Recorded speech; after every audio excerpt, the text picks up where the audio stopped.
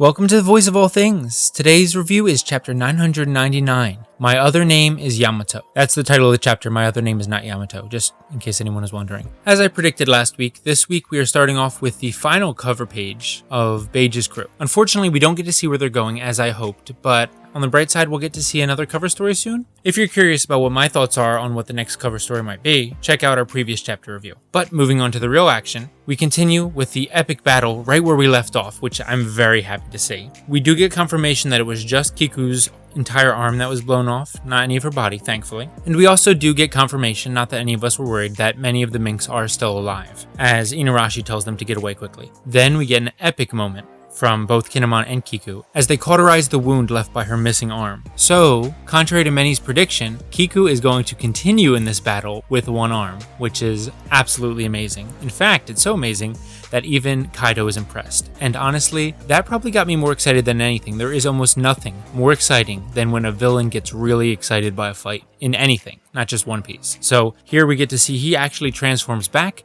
and prepares to continue the battle. But there's a few other things of note before we get into that. One, of course, we've been wondering what his part human, part dragon form is, and apparently we're not going to get to see that just yet. But notably, Inarashi and Nekomamushi are starting to get very tired from their Sulong forms, so this fight cannot go on much longer if they're going to win. Kaido here continues to talk about death, something that a lot of people have been talking about in conjunction with this section of One Piece. But it's interesting that the samurai reply, "Don't be conceited, Kaido. There is no glory in losing to you." So while the samurai were prepared to throw away their life, the implication here is that, unlike what many have thought, perhaps they're not all going to die. Maybe even none of them will. My personal belief, and I know a lot of people agree, is that Luffy will be the one to finish off Kaido, to land that final blow. But perhaps things aren't going to go quite as grimly as many have guessed. I never really thought they would go very grimly because this is One Piece and death is very uncommon. So I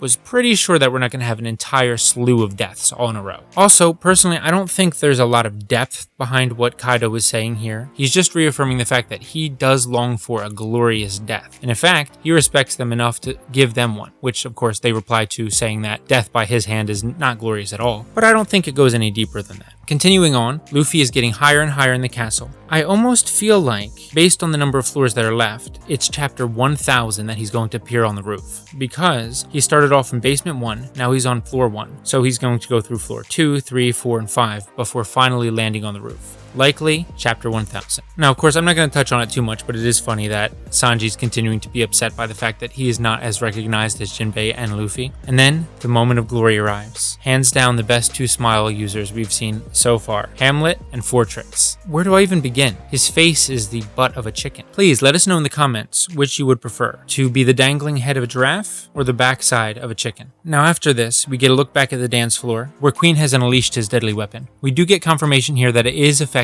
the beast pirates just as much as it's affecting the samurai, with many of the pleasures and apparently even some of the gifters being affected, as we do get to see one of the gifters who has some kind of wolf smile is currently turned into one of these ice monsters. Now, at first, it seemed like perhaps some of the enemy samurai who worked for Orochi would be turning to the side of the samurai who were invading, being that they're about to be killed by Queen's weapon as well. But a few pages later, we do get to see that they are still trying to stop the samurai from getting the antidote and probably trying to just use it on themselves. Then we get to see our first confirmed named character who is affected by this, which is Omasa. His dialogue between him and Hyogoro leads me to believe that they will be getting an antidote one way or another. Now, I don't know if it's going to be from the one that Queen throws to Apu a few panels later, because honestly, Queen is very clever. I almost feel like that's probably a decoy, which hopefully someone figures out at some point. This also answers the question of why Chopper can't just Deus Ex Machina cure. He's very worried about the fact that Queen is still up there and can fire more of this weapon down on them. He also realizes that the fact that Queen made something so deadly, he likely does have an antidote, which I do agree with, even though it's probably not the one he gave to Apu. He probably does have an antidote because,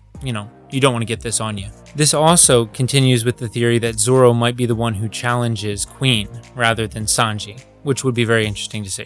Especially since last arc, we got to see Luffy take on one of the commanders of one of the emperors, and this arc he's going to be taking on an emperor, whereas Zoro would then be moving up to take on one of the commanders. It's cool to see him keeping pace with Luffy. Maybe just a step behind, but it is very cool to see. At least that's what I hope we get to see. Really, honestly, I'm very surprised by all the matchups we've gotten so far. Speaking of matchups, I can't wait to see Usopp and Nami versus Page 1 and Ulti soon. Hopefully we get to see that in a few chapters. The chapter also lays out pretty clearly how the weapon that Queen is using affects the body.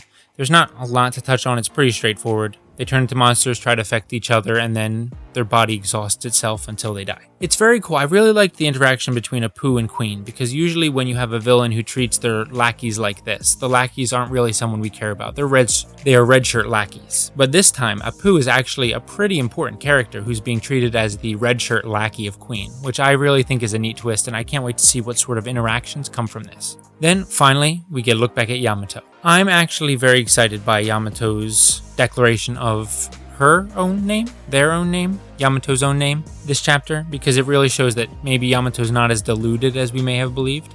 I continue to be optimistic about her character, and personally her chances of joining the crew, though I'm not going to venture any theories about that just yet. Still, it does also seem like we're going to get an amazing fight between Yamato and Sasaki, which might be a disappointment to those who wanted to see a Sasaki versus Frankie fight. But nonetheless, it will be very cool because clearly Yamato is very strong, being the daughter of Kaido and also just taking that blast full force, not to mention the fact that she was able to send that one Smile user flying just by the air pressure from her attack.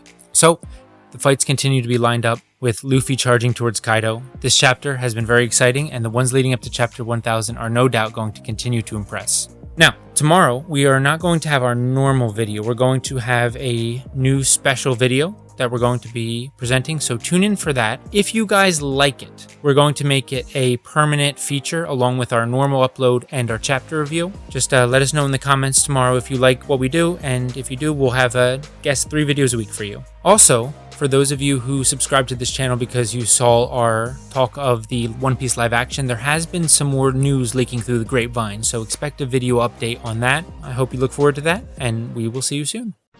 Kaido, Kaido, hey there. Don't leave without subbing. Hey there. Don't leave without liking. Hey there. Don't forget to comment. Hit the bell, hit the bell, hit the bell.